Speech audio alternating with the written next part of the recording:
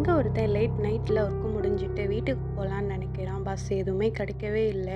சரி வெயிட் பண்ணி பார்த்துட்டு சரி நடந்தே போயிடலான்னு கூகுள் மேப்லாம் பார்த்து ஒரு ரூட்டு கண்டுபிடிக்கிறான். அந்த ரூட் வழியே போயிடலாம் வீட்டுக்கு அப்படின்னு நினைக்கும் போது ஒரு டன்னல் மாதிரி இருக்குது அந்த ரூட்டு.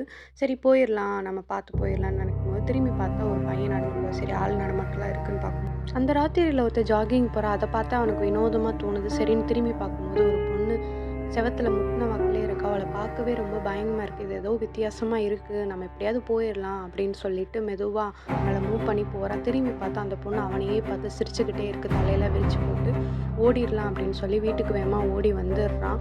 தப்பிச்சாச்சு, இனிமேல் அந்த வழியில் வரக்கூடாதுன்னு நினச்சிட்டு போய் நிம்மதியாக தூங்குறதுக்கு ட்ரை பண்ணுறான். நடுராத்திரி அப்போ தூங்கிக்கிட்டு இருக்கும் போதே அவன் டோர் ஸ்லோவாக ஓப்பன் ஆகிக்கிட்டு இருக்கு.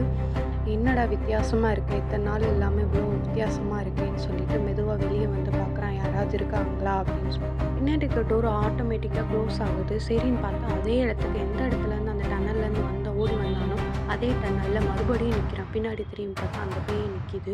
அந்த பொண்ணு அவனையே பார்த்து சிரிச்சுக்கிட்டே நிற்கிது. ஒரு மாதிரி ஆக்டிவிட்டிலாம் பண்ணுது, தலையெல்லாம் நெரிச்சிட்டு அது மாதிரி பண்ணுது. பயந்துட்டே வேகமாக திரும்பி பார்க்கும்போது அவனை விரட்டுறதுக்கு வேகமாக